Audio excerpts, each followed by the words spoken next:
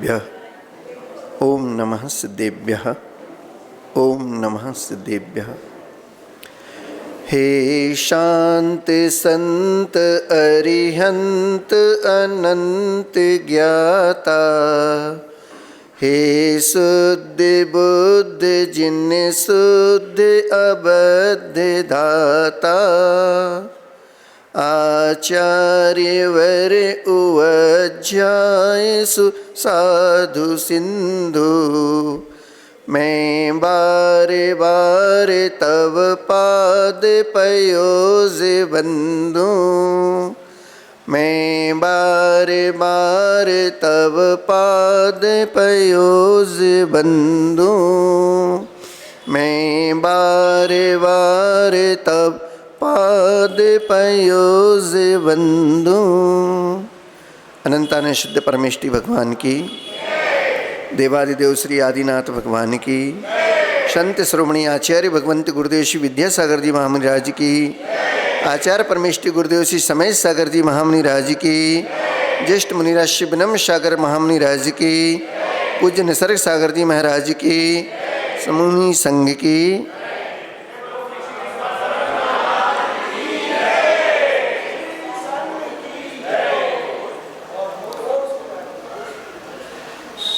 आप सबने हाथी तो देखा होगा, गाय भी देखी होगी, पहाड़ भी देखे होंगे और पर्वत भी देखे होंगे। गाय से, हाथी से, पहाड़ से, पर्वत से, इन सब से आपका परिचय हुआ होगा। सबका परिचय है, देखा है।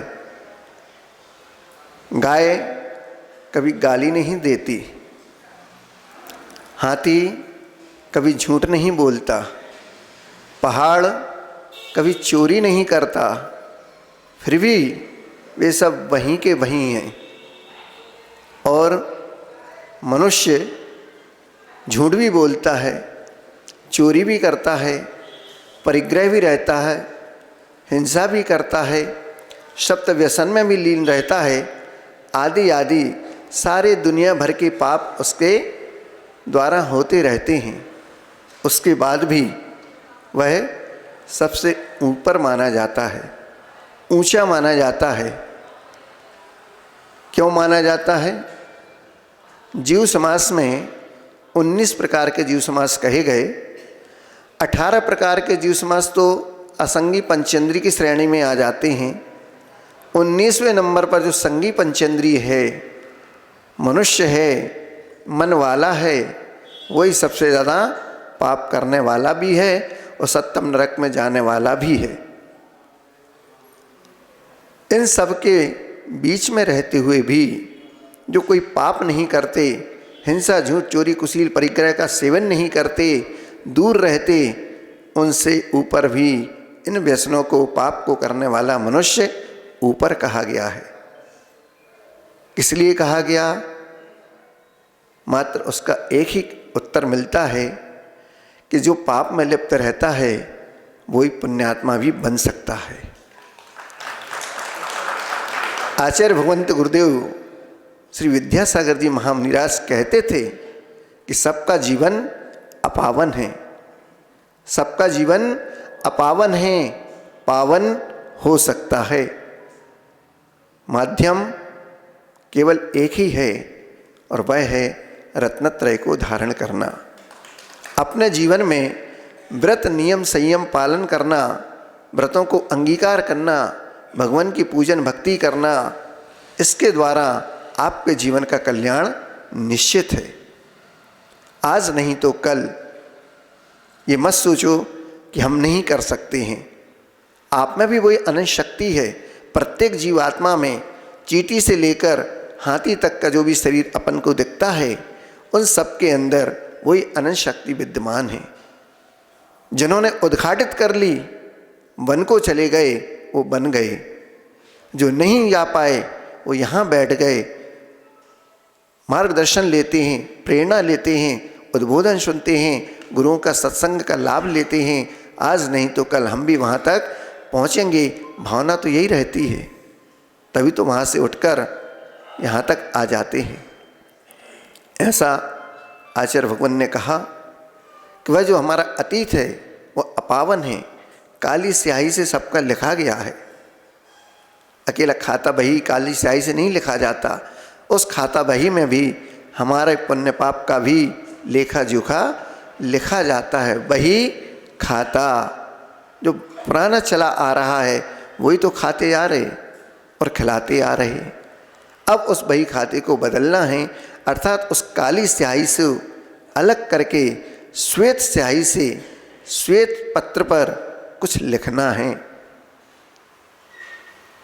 वह काला अतीत अपावन हमारा पावन हो जाता है।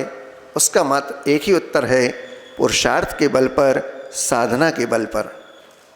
जितने भी महान व्यक्ति हुए हैं उन सब ने अपने जीवन में साधना और पुरुषार्थ के बल पर ही कर्मों का क्षय किया है और तीर्थंकर आदि बनकर अनंत सुख में लीन हो गए, अव्यवास सुख में लीन हो गए, सिद्ध सलाह में जाके विराजमान हो गए।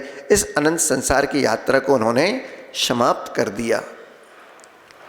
जिन्होंने बोया उन्होंने उसका फल पाया, जिन्होंने अभी कुछ बोया ही नहीं और फल की इच्छा करते हैं तो ये तो तीन काल में भी संभव नहीं है। कहते हैं कि भक्त नहीं भगवान बनेंगे, भक्त नहीं भगवान बनेंगे, तो ऐसा तो तीन काल में संभव ही नहीं हो सकता। अरहंत परमेष्टि जिनको बनना है, उसी भाव से मोक्ष जाना है, उनको भी किसी न किसी की शरण को स्वीकार करना पड़ा है। भले ही पंच परमेष्टि को नहीं किया, लेकिन नमः सिद्धेभ्यः कहकर सिद्धों की शरण को प्राप्त किया, उनकी शरण में गए, नमः सिद्धेभ्यः कहा, पंचमुष्टि के श्लोच किए और रत्नत्रय को धारण करके बैठ गए, कर्म का क्षय किया और स्वयं सिद्ध बन गए। पहले भक्त बना जाता है, बाद में भगवान बना जाता है। आज तक कोई भी सीधा भगवान नहीं बना, पहले भक्त बना फिर भगवान बना है। 9 वर्ष का वह एक बालक पहली बार चारित्र चक्रवर्ती शांति सागर जी महामुनिराज के मंगल उपदेश सुन रहा था। गया था घर से दूर। जब प्रवचन आचार्य भगवान ने उपदेश दिया, उसमें उन्होंने एक कथानक सुनाया। वह कथानक था 2 भाइयों के बीच का। 2 भाई आपस में बड़े प्रेम से रहते थे। अचानक समय गुजरता है और बड़े भाई की शादी हो जाती है। भाभी घर में आती है, कुछ समय तक तो सब ठीक रहता है। बाद में जैसा प्राय होता है संसार में, थोड़ी बहुत खटपट होना प्रारंभ हो जाती है और अंत में दोनों भाइयों का बंटवारा हो जाता है। एक कथानक कुछ इस प्रकार का था और दूसरा कथानक था कि 2 भाई और थे, वो व्यापार करने के माध्यम से दूसरे देश को जाते हैं। वहाँ से लौट के आए, रास्ते में शाम हो जाती है तो एक भाई कहता है इतना सारा सामान है, पैसा है, आप भोजन लेके आ जाओ, हम यहाँ इंतज़ार कर लेते हैं। दूसरा भाई भोजन लेने जाता है। भोजन लेने पर वो सोचता है, क्योंकि पैसा बुद्धि को भ्रमित कर देता है, चूँकि धन अत्यधिक था, व्यापार में लाभ अच्छा हुआ था, वो लेके आ रहे थे, तो भाई के मन में कुछ बुरा विचार आता है। तो भाई अपना भोजन वहाँ पे कर लेता है और भाई के लिए जो भोजन लेके जाता है उसमें थोड़ा सा जहर मिला देता है। अब वहाँ पर जाता है, भाई को देता है, आप भोजन कर लीजिए।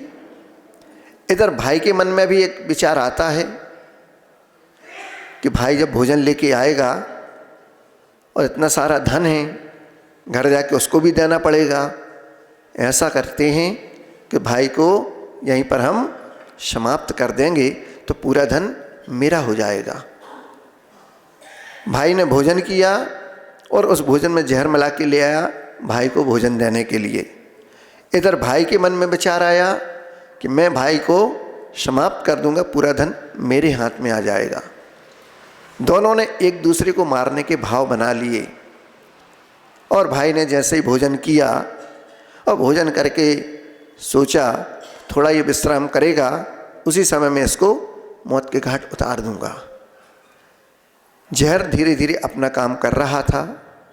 विश्राम करने का समय आया, तब तक भाई थोड़ा सा बेहोशी सी आने लगी उसको।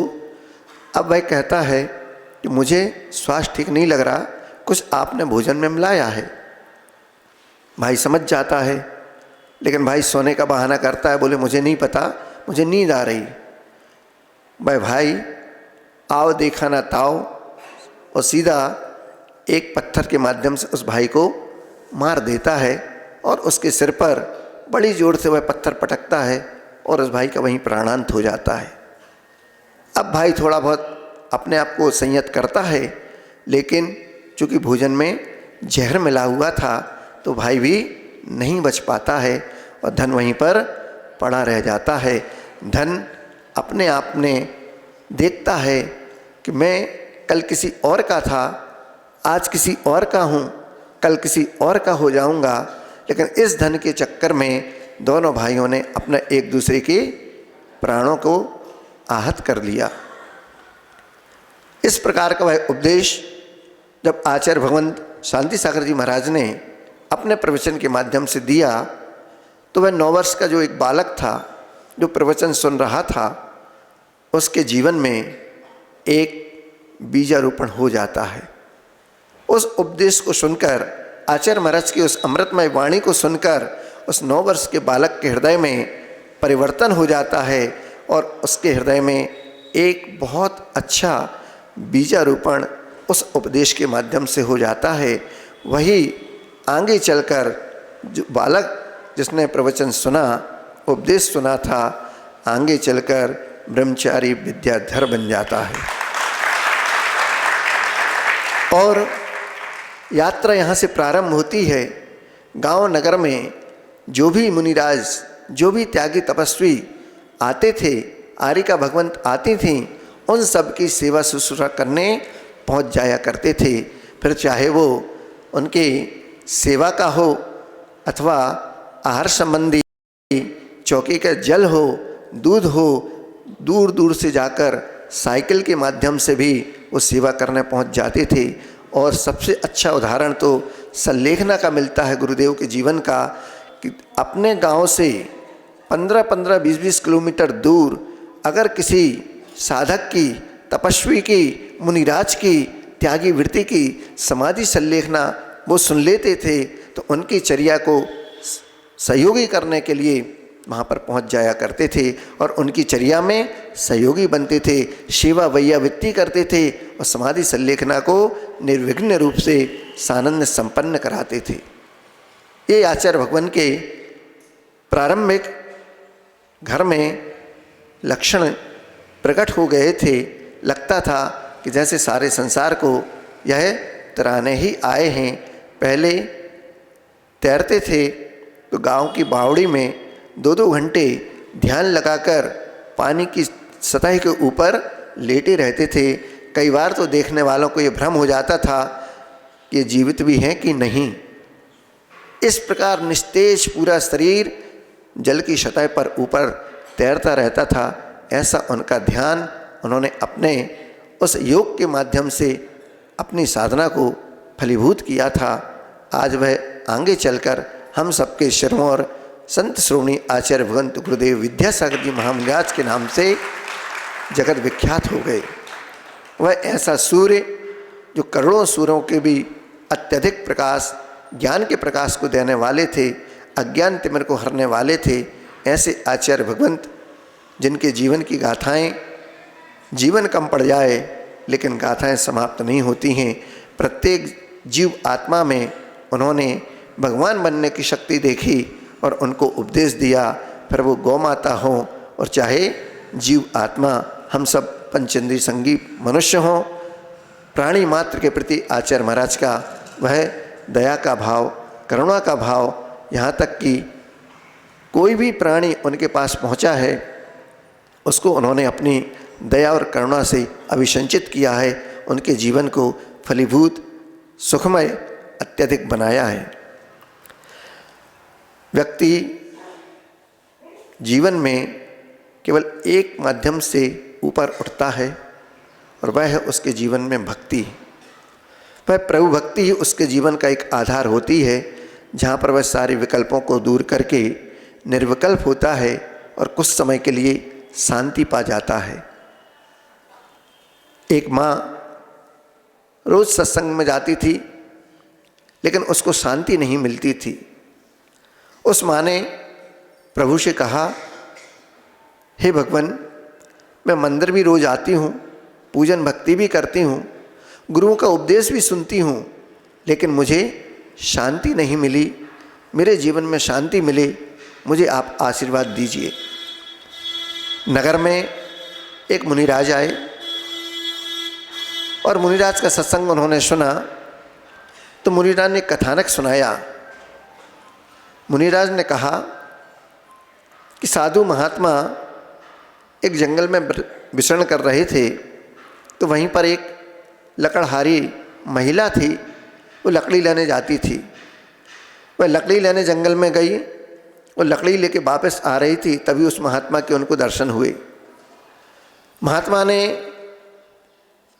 उस जंगल में रहकर साधना के लिए अपना स्थान चुना था, तो उस लकड़हारी माँ ने उनके लिए कुछ लकड़ी दे दी। लकड़ी देने पर उन महात्मा ने अपनी कुटिया बना ली।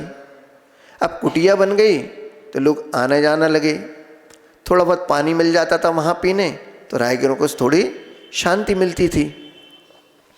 वह माँ रोज़ जंगल जाती, लकड़ी लेके आती, महात्मा के दर्शन करती और कुछ आवश्यकता रहता तो दे के चली जाती। एक दिन उसने कहा, महात्मन, मेरा भाव है कि आप मेरे घर में भोजन करने आएंगे और मुझे शांति का उपाय बताएंगे। मेरे जीवन में शांति नहीं है। सत्संग प्रवचन मैं रोज़ सुनती हूँ, लेकिन मुझे मेरे जीवन में शांति नहीं मिली। महात्मा ने उसकी बात को स्वीकार कर लिया, बोले आऊँगा। दूसरे दिन निश्चित समय पर महात्मा नगर में जाते हैं और उस लकड़हारी माँ के यहाँ पर दरवाजे पर पहुंचकर कहते हैं, भिक्षाम देही। माँ वह आवाज़ सुनकर बाहर आती है और महात्मा को आदर भाव के साथ सम्मान सहित गृह प्रवेश कराती हैं। घर के भीतर ले जाकर आसन देती हैं, महात्मा बैठते हैं। उसके बाद वह भोजन कराती है। तो महात्मा कहते हैं, मैं आपकी थाली में भोजन नहीं करूँगा, मुझे मेरे पात्र में भोजन दीजिए। महात्मा अपना पात्र सामने कर देते हैं। वह पात्र जब वह माँ देखती है तो जितने सुंदर मनोभाव के साथ भक्ति भाव से उसने सुबह भोजन तैयार किया था, अच्छे अच्छे मालपुए बनाए थे, अच्छी रबड़ी बनाई थी, खीर बनाई थी, सुगंधित द्रव्य डाला था, केसर था, सब कुछ उसमें मेवा मिष्ठान पड़े हुए थे।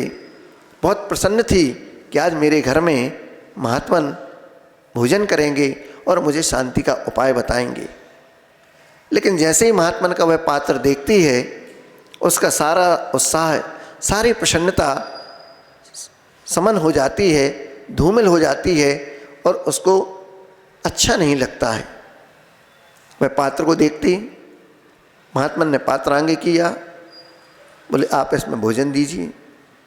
बोले महात्मन, मैंने इतने भावों से इतना अच्छा द्रव्य तैयार किया, भोजन तैयार किया, मेवा मिष्ठान डाले, सुगंधित द्रव्य डाले, केसर डाली, आपके इस पात्र में कैसे दे दूं? क्यों? पात्र में तो भोजन किया जाता है, आप थाली में करते हो, हम पात्र में करते हैं। लेकिन पात्र में तो करते हैं, लेकिन पात्र अनुरूप भी तो हो। उस पात्र में कंकड़ है, मिट्टी पड़ी हुई है, कचड़ा पड़ा हुआ है, उसमें भी द्रव्य सुगंधित जाएगी तो पूरी खीर खराब हो जाएगी, आप खा नहीं पाएंगे, खाने में पत्थर आ जाएगा, कंकड़ आएगा। तो कितने भी सुगंधित द्रव्य हो, भोजन अच्छा हो, रसदार हो, लेकिन एक कंकड़ अगर आता है मुंह में तो पूरे भोजन का स्वाद समाप्त हो जाता है, आपको अच्छा नहीं लगेगा। इसलिए पहले आप मुझे पात्र दीजिए, मैं आपके पात्र को साफ कर देती हूँ, उसके बाद फिर आप यह सुगंधित भोजन, स्वादिष्ट भोजन सब आपको दे दूंगी, आपके पात्र में ही दूंगी। महात्मन मुस्कुराते हैं और कहते हैं, माँ आपको आपके प्रश्न का उत्तर मिल गया। कैसे मिल गया? अभी तो आपने कुछ कहा ही नहीं, मुझे कोई उपदेश नहीं दिया, बताया ही नहीं मुझे शांति का मार्ग क्या है, और आप कह रहे हो कि आपको प्रश्न का उत्तर मिल गया। हाँ माँ, आपको आपके प्रश्न का उत्तर आपने ही दे दिया। महात्मन पहेलियाँ ना बुझाइए, सही सही सच सच बता दीजिए। मैं अनपढ़ अज्ञानी, मुझे कहाँ बोध है, मैं नहीं जानती क्या है, मुझे तो बस शांति चाहिए। तो महात्मन कहते हैं, माँ जिस प्रकार से आपने स्वादिष्ट भोजन तैयार किया, शुद्ध भावों के साथ किया, अच्छी भक्ति के साथ किया, सुगंधित द्रव्य लगाया, सुगंधित मेवा मिष्टान डाले, केसर डाली, सब कुछ सुगंधित है, स्वादिष्ट है, बगैर खाए भी मुझे उसका स्वाद आ रहा है, उसकी खुशबू से मैंने समझ लिया है। लेकिन जब मन में अशांति का वातावरण बना है, उसका कारण आपने खोजा है? किस कारण से आपको अशांति मिली? भोजन तो स्वादिष्ट है और मन अशांत है, किस कारण से? क्योंकि महात्मन को भोजन कराना, इसलिए आज आप प्रसन्न हैं, बाकी प्रतिदिन प्रसन्न नहीं रहते। क्या रहता है आपके मन में? तो जिस प्रकार पात्र में कंकड़ है, मिट्टी है, कूड़ा करकट है, कीचड़ है, कचड़ा है, उसी प्रकार हमारे मन में राग द्वेष क्रोध मान माया लोभ रूपी एक कीचड़ भरा हुआ है, कचड़ा भरा हुआ है। तो हमारे मन में शांति कहाँ से होगी? उसके लिए तो पहले मन रूपी इस पात्र को भी साफ करना पड़ेगा, तब जाकर हमारे अंदर उस पात्र में प्रभु की भक्ति, प्रभु का भजन, प्रभु का उपदेश और उनके दिए हुए अमृत वचन अंदर ग्रहण हो पाएंगे। अन्यथा पात्र भी अगर गलत है, पात्र भी अगर कीचड़ युक्त है, तो कितनी सुगंधित द्रव्य दिया जाए वो भी उसके अनुसार व्यवस्थित नहीं हो पाता है, वह भी मैला ही हो जाता है। वह भोजन आपको स्वाद नहीं दे पाएगा, फिर आपका शरीर भी व्यवस्थित नहीं हो पाएगा और शरीर में भोजन नहीं लगेगा तो आप कमज़ोर हो जाएंगे।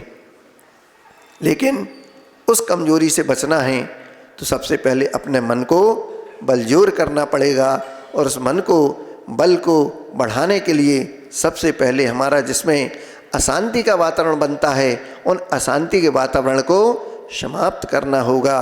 पूरी तरह तो नहीं कर सकते, तो जितना कर सकते हैं उतना तो करें। क्रोध मान माया लोभ राग द्वेष और मोह, मात्र 3 चीज़ें ही तो हैं संसार में छोड़ने के लिए, राग द्वेष और मोह। और पाने के लिए भी कुल 3 चीज़ें ही हैं, सम्यक दर्शन, सम्यक ज्ञान और सम्यक चारित्र। इन तीनों की रत्नत्रय की त्रिवेणी को जिसने पाया, इसके बाद भी उसने मोक्ष को नहीं पाया।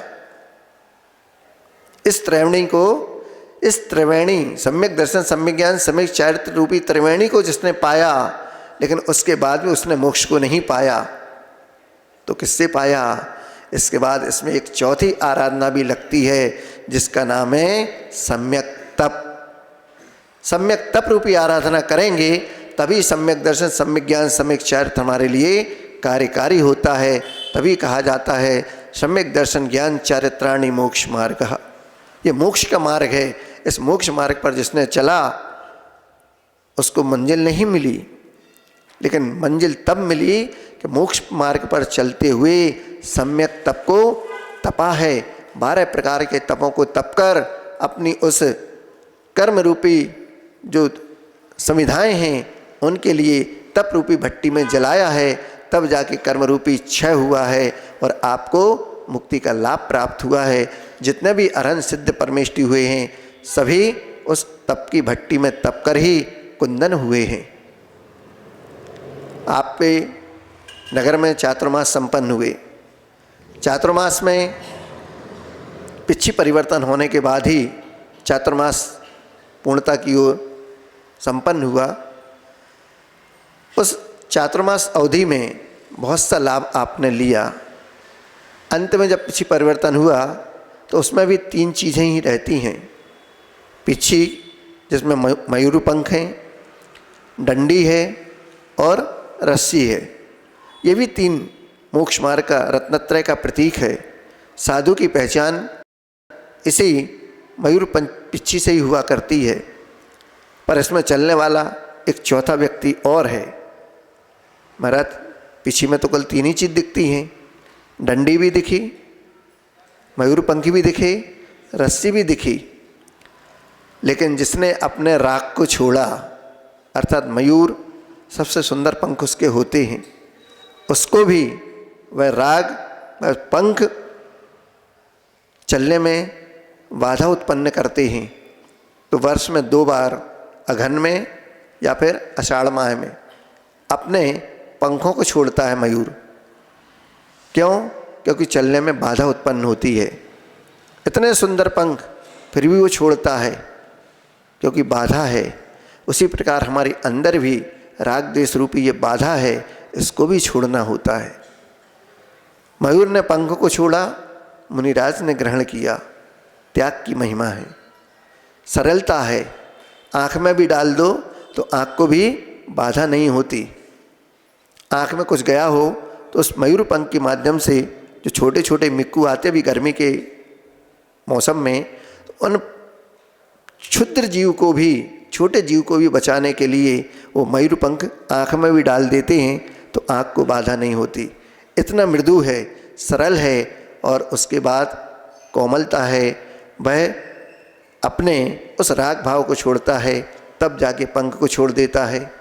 फिर डंडी सीधी रहती है तो कोई काम की नहीं है, लेकिन जब उसको मोड़ दिया जाता है तब उसके 2 भाग होते हैं। ऊपर पकड़ने में तो एक दिखती है गोलाकार, लेकिन उसके पीछे 2 भाग रहते हैं, एक गुरु और एक शिष्य। इस मोक्ष मार्ग पर 2 ही व्यक्ति चला करते हैं। गुरु अपने साथ शिष्य को रखता है और अपने समकक्ष बनाकर आगे आगे बढ़ाता है। गुरु गुड़ रह जाता है और चेला शक्कर हो जाता है। आचार्य भगवंत गुरुदेव श्री विद्यासागर जी महाराज का उदाहरण आप सबके सामने है। जिन गुरु की सन्निधि को पाकर उन्होंने अपने आप को संवारा, अपने आप को मोक्ष मार्ग में आगे बढ़ाया, उन्हीं गुरु ने उसको इतना आशीर्वाद दिया, इतना उनका आशीर्वाद फला कि आचार्य महाराज स्वयं अपने शिष्य के पादमूल में बैठ जाते हैं और कहते हैं कि मेरी समाधि संलेखना आप ही करा दीजिए। इससे बड़ा उदाहरण शायद ही इस पृथ्वी पर और अभी तक कहीं देखने नहीं मिला है। ये गुरु शिष्य की परंपरा, समर्पण, त्याग, भक्ति, आराधना सब कुछ गुरु की कृपा से प्राप्त होता है। बस एक बार गुरु चरणों में लग जाएं, हम भी गुरु चरणों की सत्संगति को पा जाएं, तो उस माँ के द्वारा जैसे गुरु ने उपदेश दिया कि अपने मन को खाली करो, राग द्वेष मोह से छोड़ो, क्रोध मान माया लोभ से बचो, परिग्रह से बचो, हिंसा झूठ चोरी पाप से बचो, जितना कर सकते हैं उतना तो करो। एक देश भी अगर आपने त्याग कर दिया तो पंचम गुण स्थान आप पा जाते हैं, व्रती बन जाते हैं। आपको तीसरा धर्म ध्यान मिल जाता है जिसका नाम है विपाक विषय धर्म ध्यान। अन्यथा चौथे गुण स्थान में तो केवल आज्ञा विषय और अपाय विषय 2 ही धर्म ध्यान हैं, वो भी हम नहीं कर पाते हैं। भगवान ने क्या आज्ञा दी? जो आज्ञा दी भगवान ने, भगवान को तो मानते हैं पर भगवान की कितना मानते हैं? भगवान ने आज्ञा दी रात्रि भोजन मत करो, पानी छान के पियो, प्रतिदिन देव दर्शन करो, अभिषेक पूजन करो। कितने लोग कर पाते हैं? आधे सो जाते हैं और आधे करने चले आते हैं। भगवान कहते हैं जब दर्शन करते हैं तो वार्ता होती है, मंदिर है खाली और भगवान है उदास। मंदिर है खाली, भगवान है उदास, भक्त नहीं पास, किस पे करें विश्वास। ये प्रभु कहते हैं क्योंकि जिस पे मैंने भरोसा किया, जिसको मैंने दिया, उच्च गोत्र मिल गया, सर्वांग शरीर सुंदर मिल गया, नाम कर्म अच्छा मिल गया, सब कुछ आपके लिए मिला, लेकिन उसके बाद भी आपने उस गोत्र की उच्चता को ध्यान में नहीं रख पाया। उच्च गोत्र को पा गए, सर्वांग शरीर सुंदर पा गए, तो कम से कम प्रभु की भक्ति करके और आगे बढ़ जाएं, ताकि आपके जीवन में भी वह पुण्य जागृत हो, जिसके माध्यम से आचार्य भगवंत जैसे गुरुदेव केवल दूर से आशीर्वाद लेने के लिए नहीं आते, हम वहाँ से उठकर यहाँ तक भी पहुँच जाएं, ऐसे भी भाव नहीं होते क्या? महाराजों को तो खूब देखते हैं, खूब सुनते हैं, महाराज रुक जाए नगर में। अरे कभी अपने एक बेटे को भी तो महाराज बनने के लिए गुरु चरणों में दीजिए। महाराज कहाँ से मिलेंगे? महाराज तब मिलेंगे जब आप अपने बच्चों को भी सत्संग संस्कार देते हुए यहाँ तक पहुँचाएंगे कि जा बेटा, एक राष्ट्र के लिए दिया, एक धर्म के लिए दिया, और एक बेटा अपने बुढ़ापे के सहारे के लिए रख लिया। पुण्य में होगा तो वो भी काम करेगा, नहीं होगा तो आपका शरीर भी आपको धोखा देगा, क्योंकि धोखेबाज सबसे बड़ा अगर कोई दुनिया में है तो वो हमारा शरीर ही है। कितना भी इसको पालो पोषो खवाओ, कितनी भी इसकी सेवा कर लो, आखिर में इसको तो दगा देना ही है। सगा दगा देगा बाद में, पहले ये सगा पहले दगा देता है, देख लो आप। इसलिए वक्त रहते हम अपने जीवन को उन्नत करें, क्योंकि कहा गया है भजनम किम लक्षणम, भजन क्या है, भजन का लक्षण क्या है? तो भजनस्य लक्षणम रसनम, जिस भजन को करने में हमें रस आए, आनंद आए, वस्तु हो, व्यक्ति हो, नहीं हो, अकेले भी हैं, उसके बाद भी आनंद आता है। रोज़ देखता हूँ पूजन में, आप सब गुरु महाराज की पूजन भक्ति करते हैं, पीछे कुछ लोग खड़े रहते हैं, उनको बुलाते हैं, वो द्रव्य समर्पित करने नहीं आते। क्यों? उनको खड़े रहकर वहीं ताल बजाने में आनंद आ रहा है, वहाँ रहकर उनको भक्ति का रस आता है, वो कभी आगे नहीं आते होते कि भैया सबको पहुँचाओ, हम तो यहीं खड़े, हम कलश जमा देंगे, हम श्रृंगार सामग्री दे देंगे, सब कुछ कर देंगे, लेकिन हम आगे नहीं आए। क्यों? क्योंकि उनको पीछे रहने में ही आनंद आता है, हमेशा आगे बढ़ाते हैं। छठवां हिस्सा तो उनको वैसे ही सबका मिल जाता है, सबसे ज़्यादा पुण्य वही कमाते हैं। हमारा जीवन वास्तव में अल्प है, 80 साल उम्र अधिकतम अभी देखते हैं 60 से 80 वर्ष चलती है। उस 80 वर्ष की उम्र में अगर हम 12 घंटे निकालते हैं तो रात्रि के निकल जाते हैं, तो 40 साल तो हमारे सोने में निकल गए। अब 40 साल में 20 साल हमारी पढ़ाई लिखाई कमाने में, कुछ सोचने में, अपने आप को व्यवस्थित करने में लग गई। अब 22 साल 20 साल जो हमारे जीवन के शेष बचते हैं, उसमें भी खाना पीना और व्यर्थ की लड़ाई झगड़े में अगर निकल गए तो जीवन में हमने किया क्या?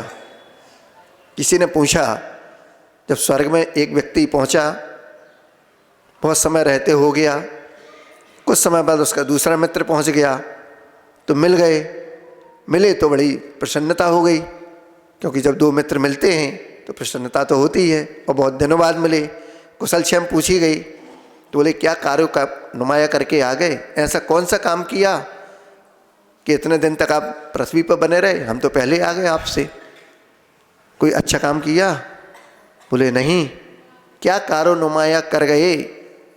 बोले पैदा हुए, नौकर हुए और मर गए। जीवन में किया क्या? कुछ नहीं किया। पूर्व भाव का पुण्य था, गुरुओं की सत्संगति मिल गई, कुछ अच्छा धर्म किया, थोड़ा सा कर लिया तो स्वर्ग में आ गए, वो भी नीचे के स्वर्ग में, ऊपर नहीं पहुंच पाए।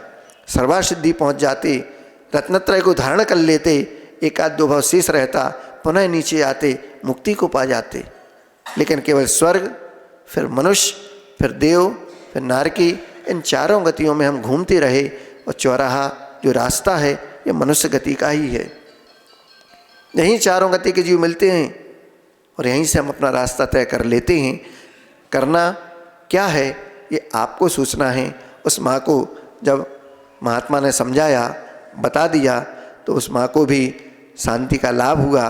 उसने भी अपनी गलतियों को, अशांति के वातावरण को संभाला और उनको दूर करने का प्रयास किया।